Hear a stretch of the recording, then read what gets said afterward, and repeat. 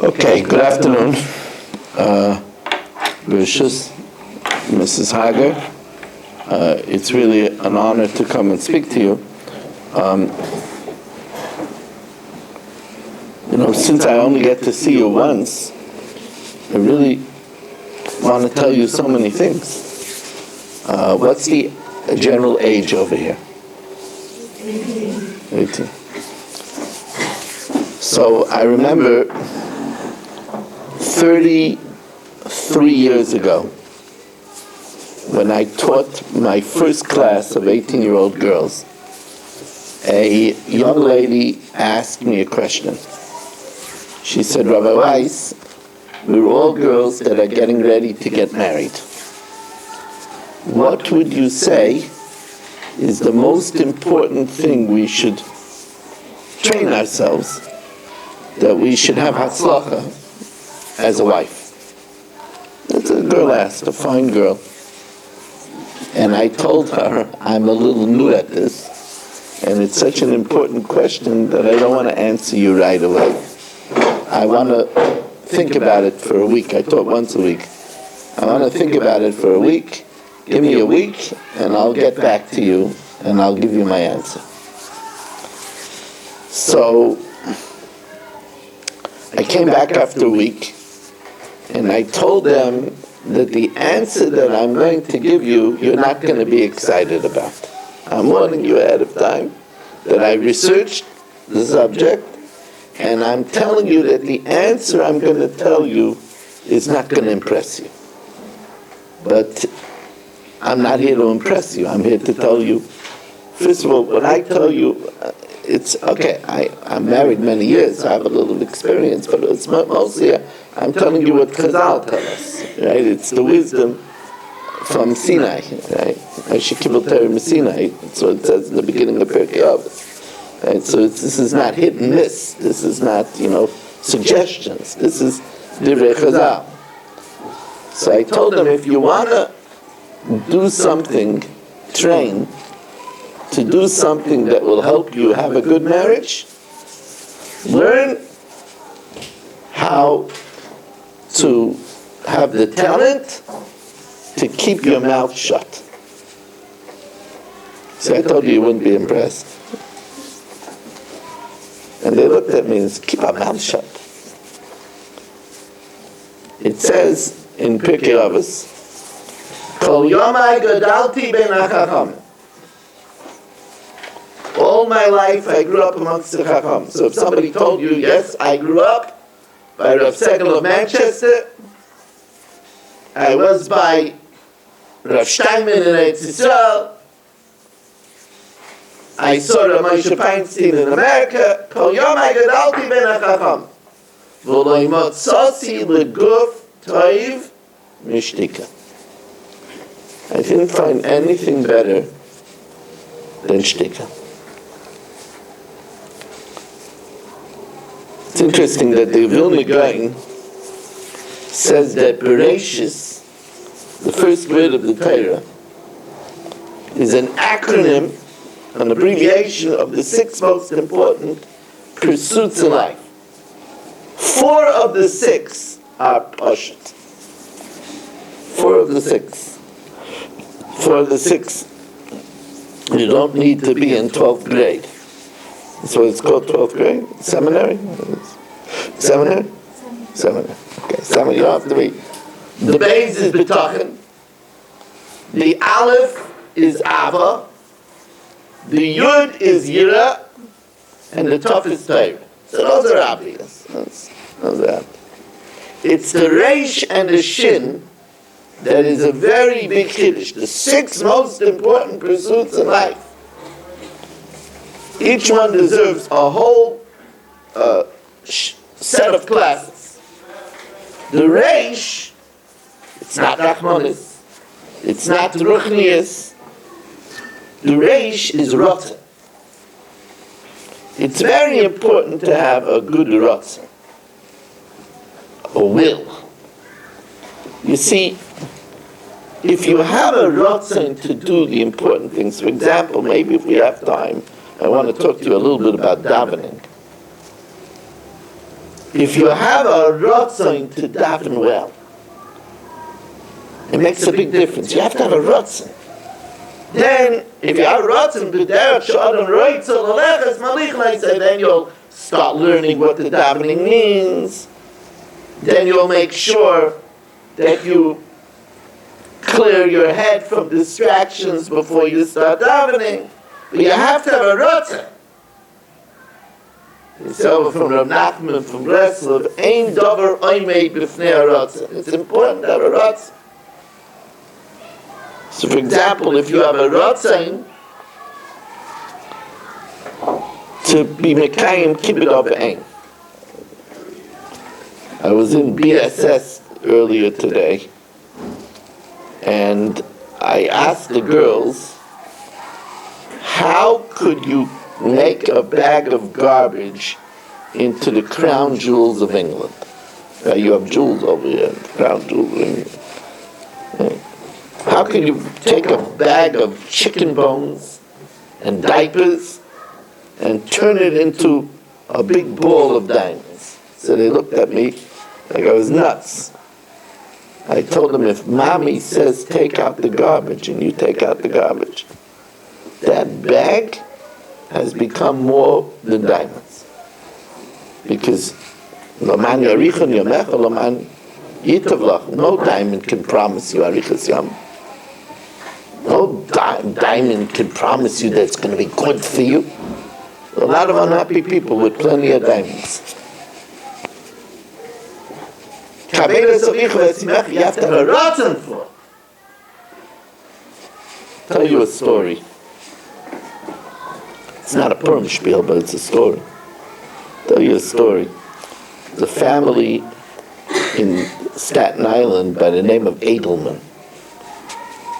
There's an Edelman in Staten Island, there's an Edelman in the East Side, and they had a mother who passed away at 98 years old. The year before, their mother's sister passed away at 98 years old. And when the mother passed away, there was another sister that was going on 98. So I asked them, did you ever ask these women, Bameh harachta yomim? Because that's what we do. We see our family, 3 sisters, they're living until they're almost 100 years old. You say, Bameh harachta yomim, how do you live long?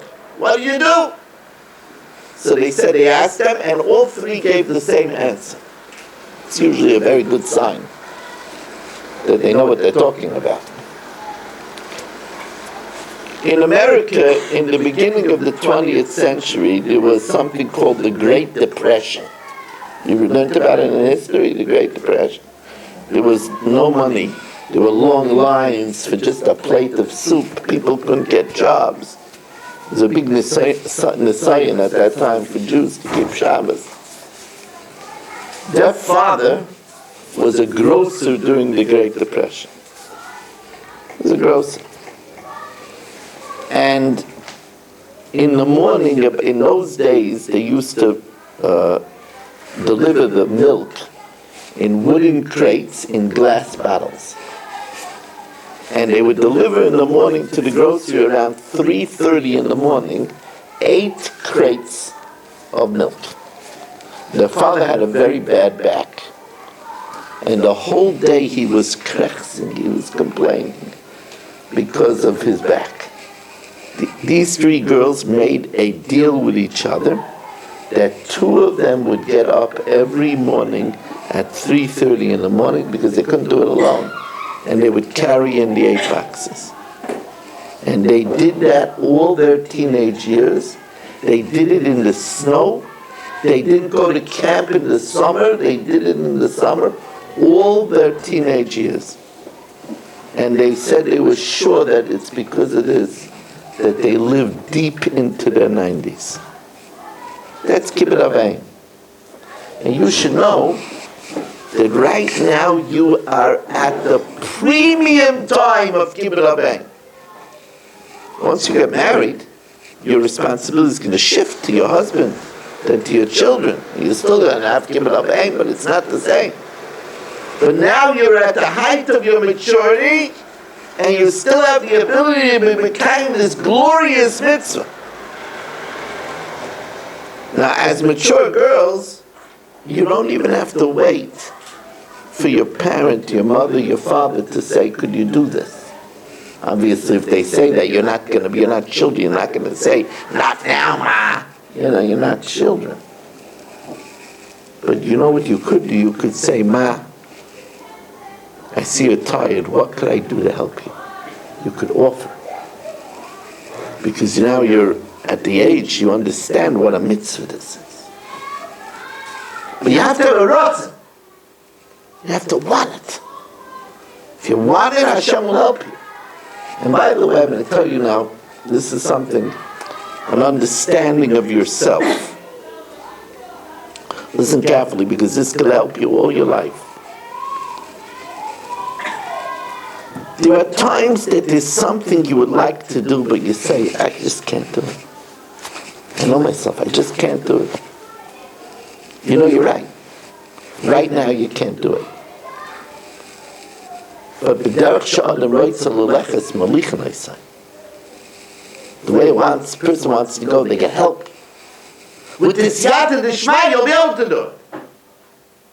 Yitzray shel adam miskaber lo b'chol yom. The person takes and prevails every day. V'inei ma'akadosh baruch hu oizvei en yochla. If Hashem doesn't help you, you won't be able to do it. Your computation is without help. But Hashem is going to give you extra help so that you could think, I want to do more than I think I can do because I'm going to get help. But you need to have ratzon. That's the reish. Okay. Then the guy says, what's the shin of Bereshis? What's the shin of Bereshis? So we would think it's Shalom. If not Shalom, Shabbos. If not Shabbos, Simcha. There's so many good shins. He doesn't choose Shalom, he doesn't choose Shabbos, he doesn't choose Simcha. He said, you know what the shin stands for? Shtika. Knowing how to keep quiet. That doesn't mean you shouldn't talk. It's very important to talk. You can do a lot of mitzvahs talking. You can make somebody that's sad happy. You can give somebody good advice. It's good to talk. Tisha Kav Sikh, Yud Kav Sikh, Yod Olaylam, 10 measures of Sikh came down to the world. Tisha Not L'Nashim, 9 would take them at women. It's important to talk. But you have to know when to keep quiet. We just learned 10 days ago in the Daf HaYomi, the Gemara in Chulin. Ma'um nosai shel adam ba'olam. It's a quick question. What do you mean, Ma'um nosai shel adam ba'olam? What's a person's profession in this world? Depends who he is. There's a doctor, there's a lawyer, there's an electrician, there's a carpenter. Somebody drives a car service. There's even a rabbi. Says no, there's a general profession that everybody has to have.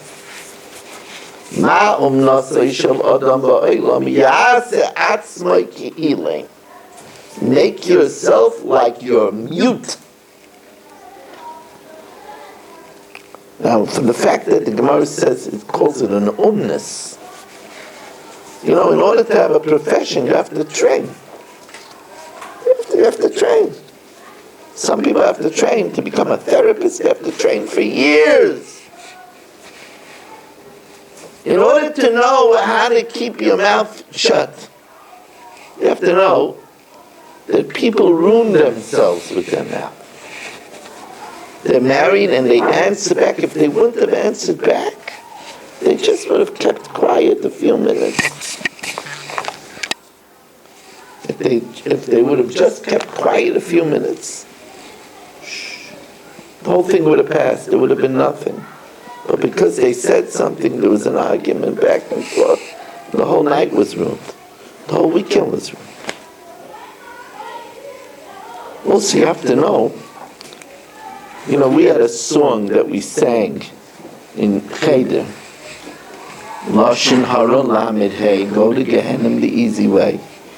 That's what we sang when we grew up.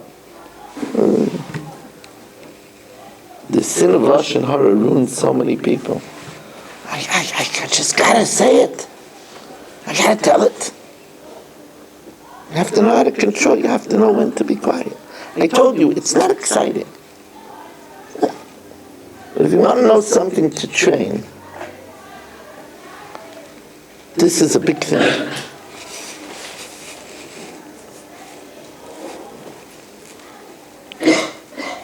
Since it is almost Purim,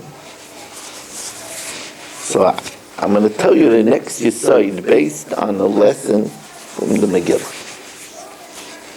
It says, "Lechem ad yoda lishna bisha kam."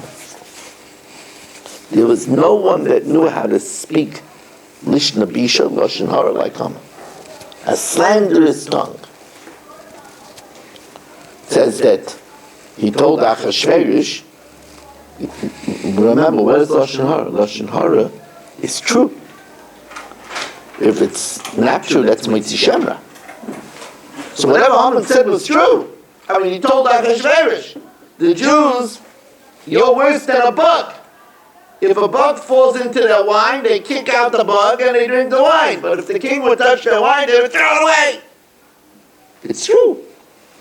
Right? If you have a very expensive wine and it's a bug, you toss out some extra wine, you can drink the wine. But if the king touches the wine, it's it's true what he said. It's inflammatory, but it's true. That's why it's Lishna Bisha. Haman knew, he didn't tell Achashverosh and he lies, because Achashverosh would not tolerate it, he would research it. Talking about destroying the whole people. Everything he said was true. So the Gemara tells us, he said to Achashverosh, Yeshna yam echad mefuzur u'mefurad bein ha'amim. And the Gemara says, Yeshna yam echad yesheinim heim min ha'mitzvahs. They're sleeping from the mitzvahs. Haman was very precise. They do mitzvahs, but they do it like they're sleeping,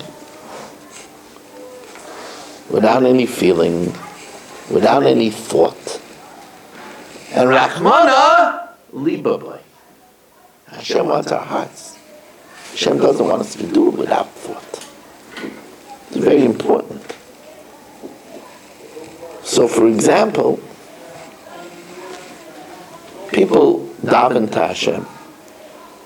You know why it's called davening? It's called davening because it stands for Di'avinan, that of our fathers. Because our tefillah correspond, Abraham made chakras, Yitzchak made, Mincha, Yaakov made Mav. That's why it's called davening. Davening is Di'avinan, that of our fathers. It's Bnei Yissaschar that says. The bottom line is that if you daven, and while you're davening, you daven. It was a hard day today. You daven Shema Esrei. You're thinking, it was a hard day today. Whew. I need to have a good supper. That's why you daven. Your thoughts are totally not on Hashem.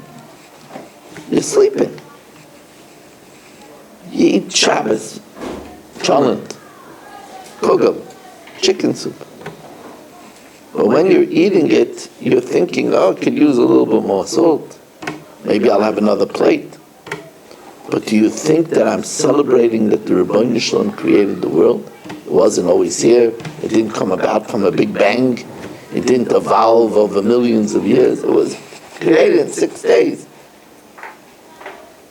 That's not sleeping. That's not sleeping. Or do you say, Shakol Niya B'dvaro, that everything comes about from Hashem's word? I wouldn't have this water if it wouldn't be for Hashem's word. Then we have to, by the way, what is tefillah called? L'avdei b'chol levavchem eizeu avodah shehi b'leiv. Hemiyomer zu tefillah. What would you have said if I would ask you, you're all learning in yeshiva many, many years, if I would ask you, the Gemara asks a question, Eizeu avodah shehi b'leiv, what would you answer? What's the work of the heart? You probably would say, midos. I should work, that I should be kind, that I should be generous, I shouldn't be stingy. I should be sensitive. That's how leadership it says in Ramah. The work of the heart is tefillah. When we open up a siddur, when we open up a bench, we're going to work. People, they get the wrong idea. They sit back on a bench. I had a Maisa once. One of my wonderful daughters, now married with many children, but she was benching, and I said to her, Devorah, smile. And she kept on benching. She said, she held up the bench. I said again, smile. She went, no. So then afterwards she said, Tati, I'm sorry, I was benching. I said, no, you were benching. You were saying thank you to Hashem. Smile at him. I mean, you ever go to Heathrow, you go in the plane, and you're sitting in the plane for 6 hours, you think you're 7 hours, you think you're in America. And then you open up the window and you don't leave Heathrow. Because the pilot never took off. Sometimes we open up the siddur, we're davening, but we never took off. We never focused on the Eibishter. Kish'atem mispalel, dalif nei mi'ata oimed. Know before whom you are standing. That's the first step. I'm standing, here we're living in a land where you have the idea of Malchus. I took my Rebbetzin yesterday to Windsor Castle. I don't know if I should speak bad about Windsor Castle to British girls, but very depressing place. You come in and the front of the castle is full of weapons. All over the place are pictures of war. It's the opposite of what we are. But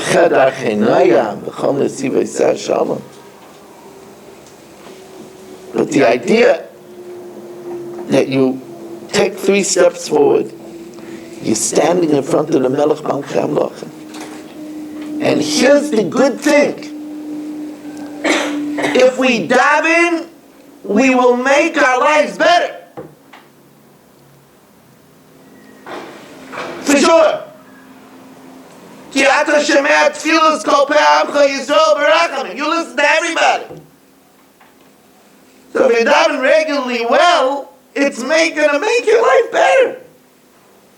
You have to believe that I can make my life better with good davening. I have to work on it. I shouldn't do what Haman said. Does anybody know what the shape of the luchos really were? The 2 luchos? I don't know how they have it in London. They have the tops of the luchos round in the shuls? You have that in London? Makes no sense. It's a beferish Gemara that the luchos were square. That's why if you look at some of the art scroll Chumashim, it's square. And I believe in all the Chabad Chumashim, it's also square. But almost everywhere in the world it's rounded. I remember I traveled once with my Rebbetzin Allah Shalom to Rhode Island, to the Turo Synagogue. I gave the first Daf Yomi, and the Turo Synagogue is the oldest shul in America. It was visited by George Washington, and so one of the first things I wanted to look at is to see how they had the luchas. And they had the luchas also rounded. It's a very Gemara that the luchas was square. So let's check the whole world got it wrong. So I only heard one person ask the question, Rav Shapiro from Eretz Yisrael. Rav Shapiro said it is square, but we made it round in order that it should look like the heart. When you put the 2 together and it's rounded, it looks like the chambers of the heart. And it's to teach us that Rachmana Liba Boy. Hashem wants us not just to do the mitzvahs. He wants us to do it with heart. Let me tell you something. This was for me, yeah? Baruch atah Adonai Eloheinu melech haolam, shehakol niyeh b'dvaro.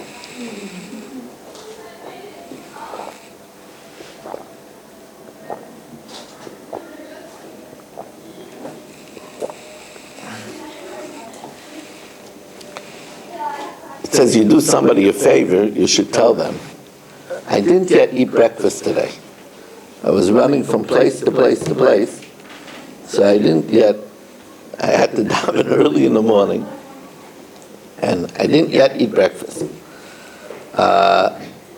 So the water tastes very good.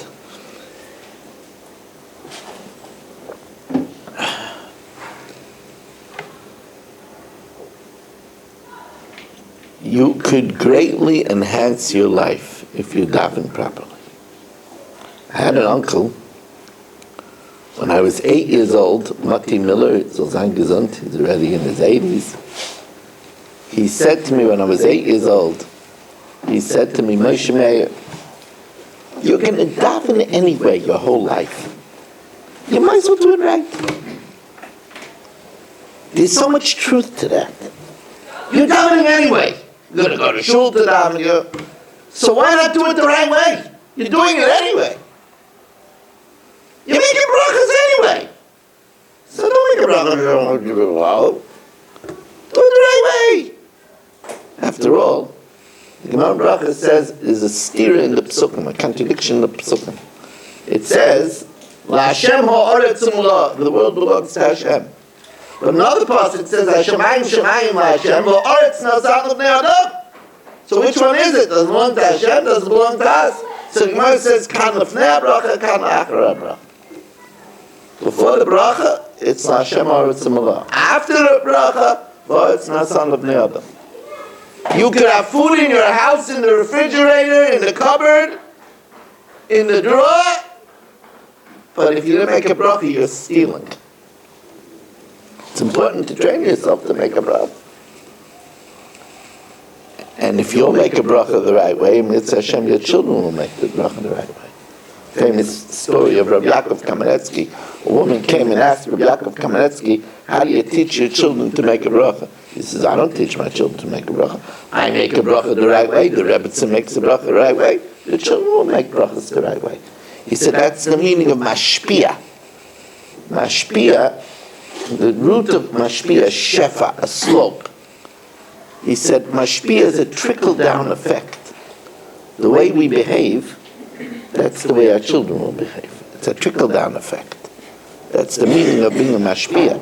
That's why now you're not just learning for yourself, you're learning for your families.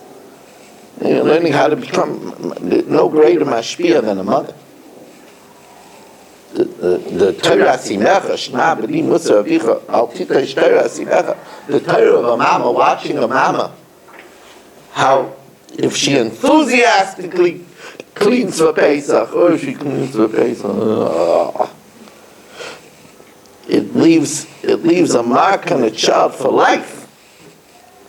So important. It's important to have the right, and that's when you think about what you're doing. That's becoming a Yorei Shemayim.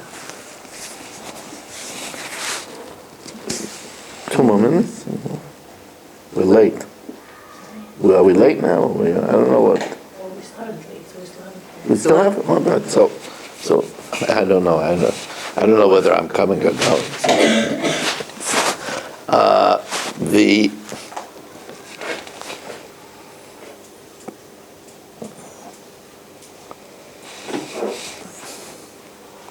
The Gemara says,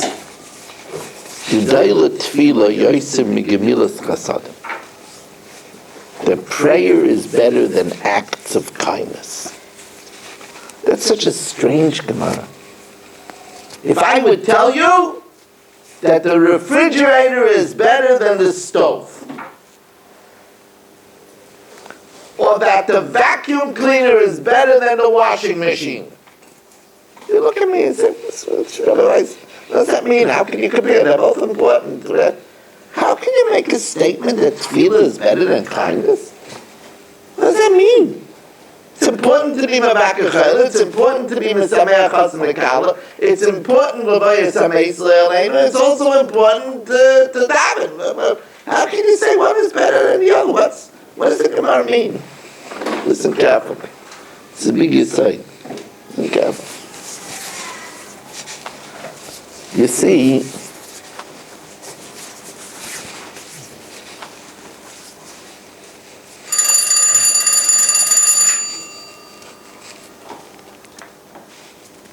when you do something kind, there could be a lot of reasons why you do it.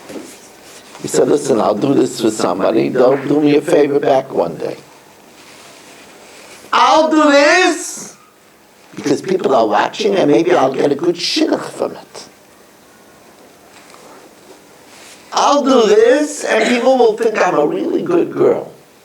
There could be all kinds of reasons. But when you're standing up and saying Shemona Esrei, whether you're thinking about that Hashem is Magen Avram and Bechayim Mason and Mavarech Hashanim and who you're having in mind in Sim Shalom, that they should get along with each other and that you should have peace of mind, or you're thinking about what you're going to eat for supper and it's already Wednesday, or it's already Thursday, what's it, Wednesday? Thursday. Right, Thursday, we're laying this morning, Thursday already. And you're thinking about what you're going to do on Shabbos, and who you're going to visit, and what you're going to wear. Only one person knows. The Eibishter. The true test of your Yirah Shamayim is davening. Because the only person that knows it is the Rebbeinu Shalom. And that's what's special about davening. Davening is the test of your Yirah Shamayim. And Yirah Shamayim is not just Reishis Chochma Yiras Hashem. The pasuk says, "Ma Hashem alikecha shayom yimach." Moshe Rabbeinu says, "What does Hashem ask from you? Kiyam liyira." Shlomo HaMelech says at the end of Kehalah, "Soif dover hakol nishma." Es alikim yira. Kizeh kol adam. Now, what does it mean, yira? So people commonly translate it as fear of Hashem. Rav Miller said it's from the root of ra'eh, to see. It means to be aware of Hashem. Elikim asa sheyiram elefanav. Hashem wants us to see Him, to be aware of Him. There's no greater way to be aware of Hashem than to talk to Him properly in davening. Then we become aware of Hashem. You know, we men make 100 brachas a day. 100 brachas a day. That's what we do. 100 blessings every day. There used to be a clown in America called Bozo the Clown. He had a big red nose. It's called Bozo. So I'm telling you this because that was the example Rav Miller used. Rav Miller said that if he would tell you to say Bozo 100 times in the day, Bozo, Pastor Bozo. Think about Bozo. Hi, Bozo. 100 times you have to say Bozo. By the end of the night, you'd be Bozo. He said the idea of making 100 brachas every day is that by the end of the night, we should be thinking of Hashem. So it says, Ma Hashem alikecha shayom yimach kiyam liyira, al tikei mo'el ameyat. That's the connection. And any mitzvah that brings to Yiras Hashem is very big. Like, there's a special mitzvah that women have. Special mitzvah. Special mitzvah. The mitzvah is mezuzah.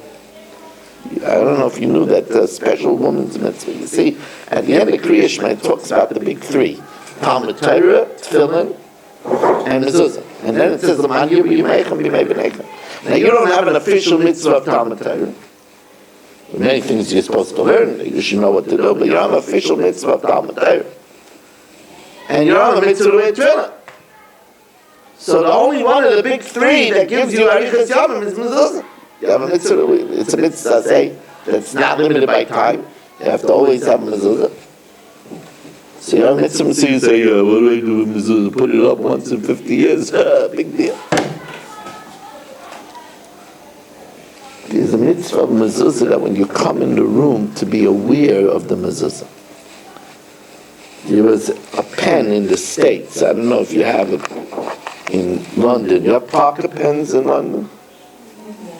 Yeah, so the Parker pen has an arrow. This is not Parker, but it's a good pen, but it's not Parker. There's an arrow over here. It doesn't have to say Parker. You just see the arrow, and you're conditioned to think Parker. Like people see the Mercedes car, they see the logo, they know it's a Mercedes because they know the logo. You have to train yourself. When you see a mezuzah, you right away think Hashem is in the room watching me. If you train yourself to do that, then then you'll live longer. It says on the mezuzah, Shin Dalet Yud, besides the name Shakai, Hashem's name, it stands for Shemer Dalsis Yisrael. Because Hashem watches the doors of people that live thinking that Hashem is in the room and Hashem is watching. That's a great success in life. The more we realize that Hashem is with us, the more we think of Hashem. When it says in the pasuk,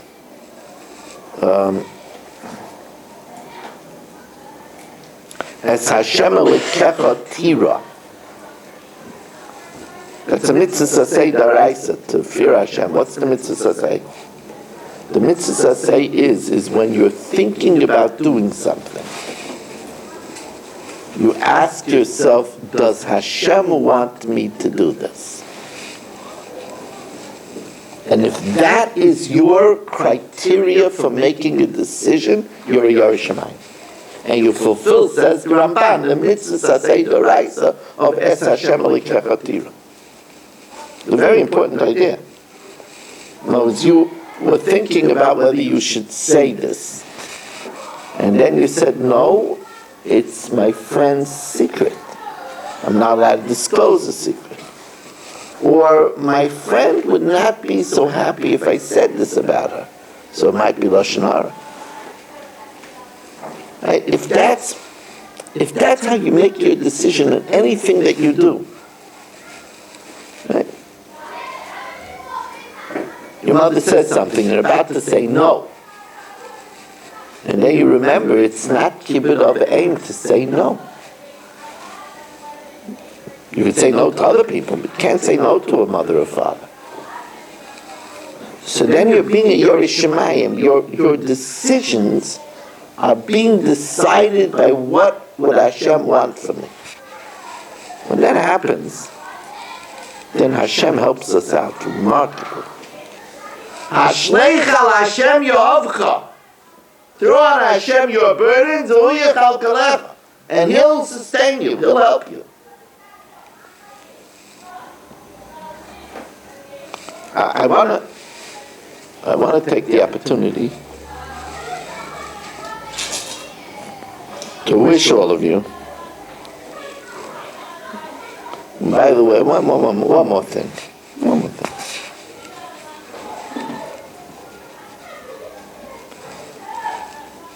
This is the most important time of your life to crystallize what's important for you.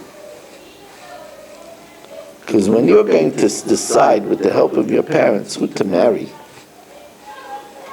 you first want to know what's important to you. For example, if you work on the belief that Olam Hazeh Domer L'Prosdor L'Fnei Olam Haba, that this world is a hallway to the next world, and Haskein Atzmecha B'Preisen, you want to prepare in the hallway for millions and billions and trillions of years of Olam Haba. If you start feeling that, then it's going to be important to you to find a partner to help you in that mission.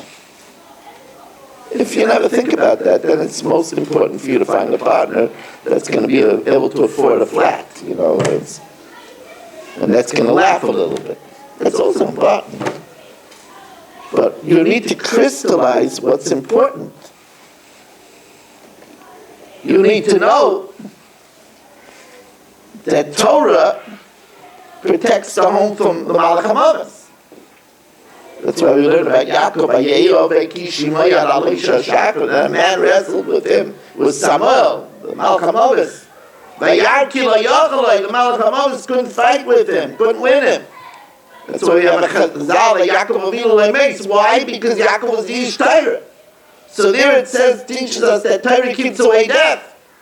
So you're going to want to find a husband that at least has some cheshek HaTorah.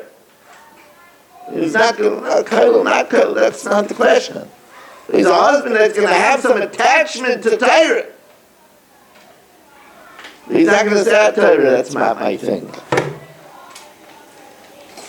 But in order for you to make decisions, you first have to crystallize in yourself what's important to me.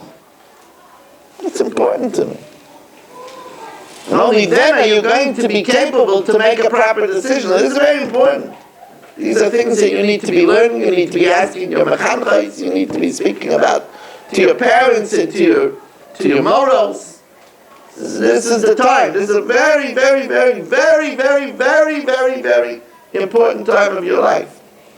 You're on the cusp of making the single most important decision in your life.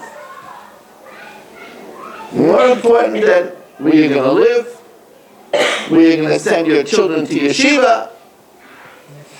Even more important than what you do with your life, who you marry, colors the rest of your life.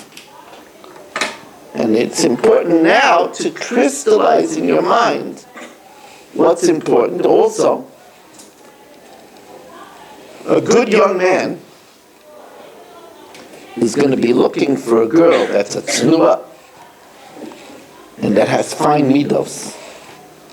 That's what his rebbeim will have taught him.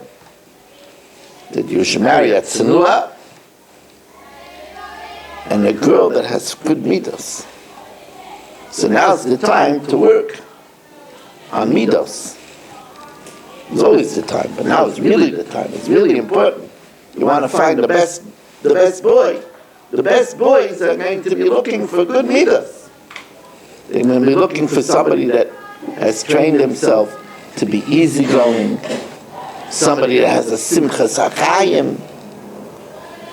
They're going to be looking for somebody that is kind-hearted, that is sensitive, that is generous,